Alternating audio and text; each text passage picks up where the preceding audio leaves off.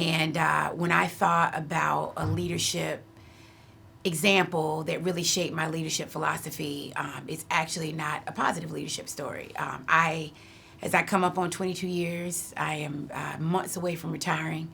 I have a myriad of phenomenal leadership examples, role models, experiences. And I think they shaped me in ways that I'm very grateful. But I think you can also learn from the negative experiences about what you don't want to do, how you don't want to make people feel. And so that experience for me early in my career was actually pretty profound and really impacted the leader I attempted to be. So I am a 2001 Coast Guard Academy graduate. And if you recall, that means I graduated months before the September 11th World Trade Center attacks. And so I graduated Coast Guard Academy and immediately went to be what we call a summer ensign, which means I stayed at the academy for a couple months to support the summer training. That also means that I did not arrive at my first unit with my classmates. And so approximately 2-3 months after they arrived, I arrived alone. I was detailed to the Coast Guard Cutter Tahoma out of New Bedford, Massachusetts. And so I arrived on the ship as the only ensign on that particular day. My classmates had an opportunity to get going and make relationships, and so I was a little self-conscious about that. I'm 22 years old, young, really building my professional reputation. Who am I going to be? And so nervous and anxious about that. And I got to the ship and immediately kind of felt like an outsider. We did not have a very large wardroom of women.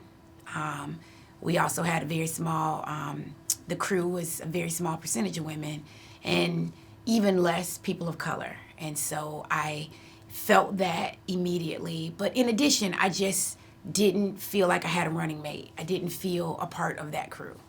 And so shortly after arriving, 9/11 happened. And we were actually on patrol heading to New York for Fleet Week. And we had taken a port call in Newport, Rhode Island. I was very excited about an opportunity to get home for a little bit because, again, I wasn't really connecting with the crew of the wardroom, didn't really feel comfortable. I couldn't put my finger on it. No one had done anything to me, but I didn't feel included. And so I was excited about getting some downtime, getting away from the ship for a little bit. And that morning of September 11th, we pulled into Newport, Rhode Island, and within a couple hours, the first World Trade Center was attacked. And I think, like most Americans, I didn't understand what was happening. I didn't know if this was an accident. I think there was confusion. I remember calling my mother back in Georgia, who's a school teacher, and kind of saying, yeah, did you see that? I don't know what's going on. And then the second plane hit the second tower. Now we recognize that this was terrorism, that this was actually a really bad thing. Being young and naive, I immediately thought, well, I guess we're not going to New York. Guess there won't be a Fleet Week. And there wasn't a Fleet Week, but we went to New York. We were one of the closer ships that could respond. And instead of having this port call and going home, we immediately went full speed ahead to New York. Everybody on the crew was nervous, didn't know what we were getting into. I think the country didn't understand at this moment in time what was happening, et cetera. And so we, a lot of general quarters, not drills, but actually, when you're running old ship engines at all full speed ahead, some things go wrong. And so high stress, lot of concern from the crew. And we get in the New York Harbor and you could hear a pin drop. There was smoke everywhere. There was this undeniable smell of burning metal and just confusion about what is going on. And for the next couple months, it was really hard for all of us. And so you add to that I did not feel a part of this crew. I didn't have a place to go with my emotions, about my concerns, about my fears. I didn't really feel fully supported by my supervisors, et cetera. And so that was a really tough 2 years for me. Started off with a kind of crisis moment, and I never really got a groove. I spent the 2 years there going through the motions. I was marginally successful.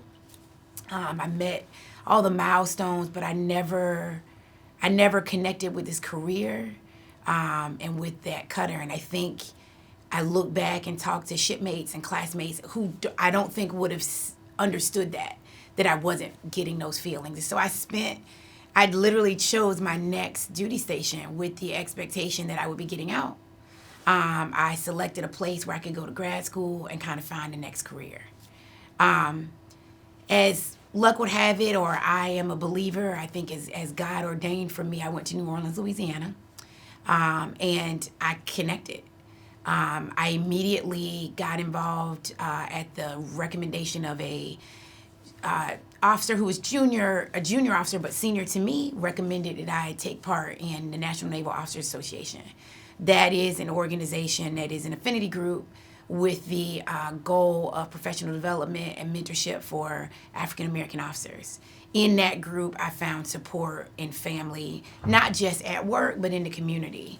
I all of a sudden came alive. I connected with my coworkers. I started to make relationships with my supervisors and getting professional advice. I had an opportunity to come here to DC and sit on a panel where I received more mentorship and encouragement to go to graduate school. I went to graduate school on my off hours and got a degree. And the next thing you know, Hurricane Katrina hits. And this time I went into a very difficult, tragic situation because I was a New Orleans resident. I lost my own home and my own things. But while that was difficult, I did this as a part of a team. We worked together to do, through some very long hours and some very difficult evenings and difficult nights, difficult calls and difficult rescues while we managed that response from New Orleans. Around that time, I had my own personal tragedy. My father was diagnosed with cancer. So I was dealing with quite a bit. But again, I had a family and network of support in my coworkers and felt a part of my Coast Guard community. Made a decision to not get out. I had an opportunity to get out. I went to Jacksonville, Florida, and I could go through my career. But from that time on, I had an opportunity to go to new and difficult jobs and experiences, and every single one of them I was embraced.